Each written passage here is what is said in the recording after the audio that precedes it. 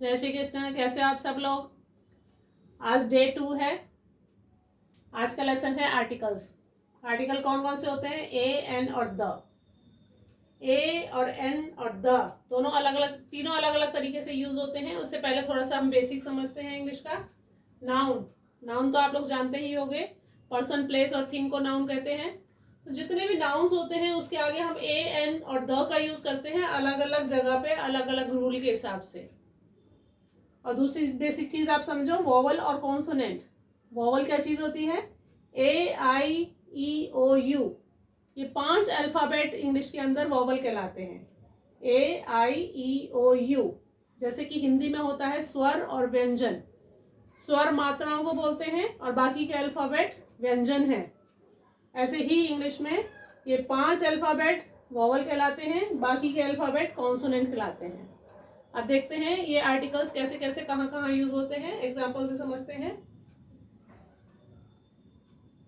जब भी कोई वर्ड कॉन्सोनेंट से स्टार्ट हो या कॉन्सोनेंट की साउंड दे, कॉन्सोनेंट से स्टार्ट भी होना चाहिए और कॉन्सोनेंट की साउंड भी देना चाहिए, तभी ए का हम यूज करेंगे, वरना हम एन का यूज करेंगे। जब कोई वर्ड या तो वोवल की साउंड दे या वोवल से स्टार्ट हो, तो हम एन का यूज करेंगे। एग्जाम्पल से समझते हैं। इसमें कार, टॉय और बॉय और पेंसिल, चारों ही वर्ड कॉन्सोनेंट से स्टार्ट हो रहे हैं, इसलिए हमने यहाँ पे ए लगाया। लेकिन यहाँ पे यूनिवर्सिटी में यू है जो कि वोवल है, ये कॉन्सोनेंट तो नहीं है, वोवल है, फिर भी हमने ए क्यों लगाया? क्योंकि ये साउंड जो दे रहा है ये वाई की दे रहा है। यूनिवर्सिटी क्या बोलते हैं इसको? यूनिवर्सिटी। तो साउंड किसकी दे रहा है? वाई की। ऐसे यहाँ पे भी यूरोपियन में वाई की साउंड दे रहा है, इसलिए हमने ए का यूज किया। इसके अपोजिट में एन का यूज हम कहाँ कहाँ करते हैं? जब वोवल हो और वोवल की साउंड भी दे। ऑरेंज, ओ वोवल है और साउंड भी और वोवल की ही दे रहा है। ऐसी अम्ब्रेला, यू वोवल है और साउंड भी वोवल की ही दे रहा है। यहाँ पे एप्पल, ए वोवल है, साउंड भी वोवल की ही दे रहा है। यहाँ पे एम वोवल नहीं है, कॉन्सोनेंट है, लेकिन साउंड किसकी दे रहा है? ए की, वोवल की। एमबीए, ये भी कॉन्सोनेंट है, साउंड किसकी दे रहा है? वोवल की, ए की। ऑनेस्ट, जैसे कि एच साइलेंट रहता है, तो ये वर्ड भी साउंड किसकी दे रहा है? ओ की। तो कहने का मतलब ये है, जब साउंड वोवल की हो तब हम एन का यूज करेंगे, जब साउंड कॉन्सोनेंट की हो तब हम ए का यूज करेंगे। ऐसा कुछ ही जगहों पे होता है साउंड के हिसाब से, अधिकतर तो यही होता है कि अल्फाबेट अगर वोवल है, स्टार्टिंग का अल्फाबेट अगर वोवल है तो एन आएगा, और अगर स्टार्टिंग का अल्फाबेट कॉन्सोनेंट है तो ए आएगा। आपको दोनों ही चीजों पे एक साथ ध्यान देना है कि कॉन्सोनेंट है या वोवल है और साउंड किसकी दे रहा है। नेक्स्ट देखते हैं हम यूजेस ऑफ द के बहुत सारे यूजेस होते हैं। पहला यूज है स्पीकर और लिसनर, जब दोनों एक चीज को जानते होते हैं। जिस चीज के बारे में बात की जा रही है उसको सुनने वाला और बोलने वाला दोनों जानता है, तो हम द का यूज करते हैं। इसको एग्जाम्पल से समझते हैं। I am going to the store.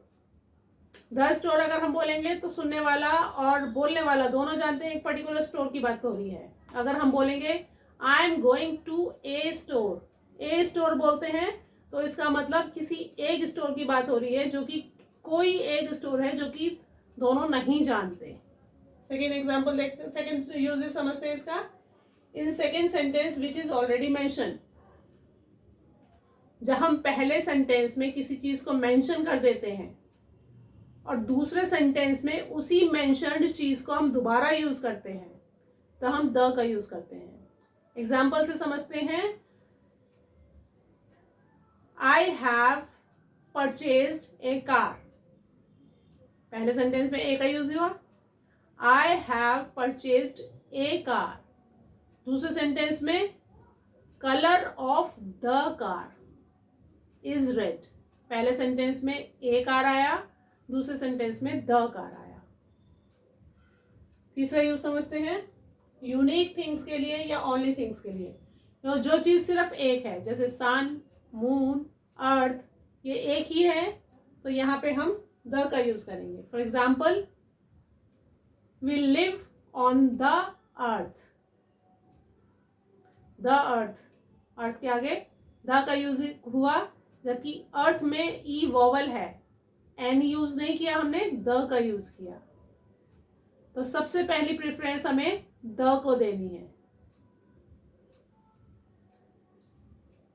चौथा यूज है इसका जियोग्राफिकल में. जियोग्राफिकल होता है माउंटेन्स, रिवर्स, ओशियंस, जो प्रकृति की चीजें हैं उसमें. एग्जाम्पल से समझते हैं. The Himalaya is the mountain range. The Himalaya is the mountain range. Himalaya particular one है, द यूज हुआ. माउंटेन के आगे द लगता ही है, इसलिए हमने इन दोनों के आगे द लगाया, ए नहीं लगाया. फिर देखते हैं कैटेगरीज या ग्रुप्स के लिए. कोई भी कैटेगरी हो या ग्रुप हो, कोई टीम हो, तो हम द का यूज करते हैं. जैसे कि he is a member of the team. अगर हमने लिखा he is a member of A team तो गलत हो जाएगा, क्योंकि टीम के आगे हम हमेशा द का ही यूज करते हैं. टीम के आगे, ग्रुप के आगे द का ही यूज करते हैं. He is a member of the team. Next इसका यूज समझते हैं सुपरलेटिव डिग्री. सुपरलेटिव डिग्री 3 तरह की होती है, ये मैं आपको बाद में बताऊंगी. आप सुपरलेटिव डिग्री समझो जो सब में स्पेशल हो. जैसे पूरी क्लास में कोई एक इंटेलिजेंट है, तो वो सब में एक ही इंटेलिजेंट है, बहुत इंटेलिजेंट. इंटेलिजेंट तो कई हो सकते हैं, लेकिन बहुत इंटेलिजेंट जैसे सपोज एक ही है. जैसे कि बहुत सारे स्टूडेंट्स हैं, उनके बीच में एक सबसे लंबा है, यानी कि सबसे, तब हम सुपरलेटिव डिग्री मानते हैं उसको. एग्जाम्पल से समझते हैं. This is the tallest building in the city. ये पूरी सिटी में बहुत सारी बिल्डिंग्स हैं, उनमें सबसे लंबी है, सबसे ऊंची है. This is the tallest building in the city. City के आगे भी द आया, टॉलेस्ट के आगे भी द आया. सिटी के आगे द इसलिए आया क्योंकि जियोग्राफिकल है, शहर है, शहरों के आगे भी हम द लगाते हैं. और टॉलेस्ट यानी कि पूरे शहर में सबसे ऊंची, सबसे का सेंस आया इसमें, सबसे ऊंची का, यानी कि सुपरलेटिव का, इसलिए हमने द टॉलेस्ट लगाया. This is the tallest building in the city. Second example, he is the most intelligent boy in the class. Class एक टीम है, एक ग्रुप है, इसलिए हमने द क्लास लगाया. और he is the most intelligent, the most ये superlative degree है. He is the most intelligent boy. He is a intelligent या एन इंटेलिजेंट, ऐसा क्वेश्चन लगाएंगे हम यहाँ पे. He is the most intelligent boy in the class. Next समझते हैं म्यूजिकल इंस्ट्रूमेंट के साथ. ये तो बड़ा सिंपल है, कोई भी म्यूजिकल इंस्ट्रूमेंट है उसके आगे हमेशा ही आपको द का यूज करना है. Example, she is playing the guitar. Next है प्लूरल कंट्रीज. जैसे कुछ कंट्रीज के आगे एस लगता है, जैसे यूनाइटेड स्टेट्स, नॉर्दर्न एरियाज, ऐसे इस टाइप की जो चीजें जगह होती हैं. एग्जाम्पल से समझते हैं. The United states is considered powerful country. The United states, the United states, यहाँ पे एस लग गया इसलिए हमने द का यूज किया. उम्मीद है आपको समझ में आ गया होगा. फिर भी अगर कोई क्वेश्चन बाकी है, अगर कहीं कुछ समझ में नहीं आया, तो आप कमेंट बॉक्स में मुझसे पूछ सकते हो. ओके, बाय बाय, मिलते हैं नेक्स्ट वीडियो में.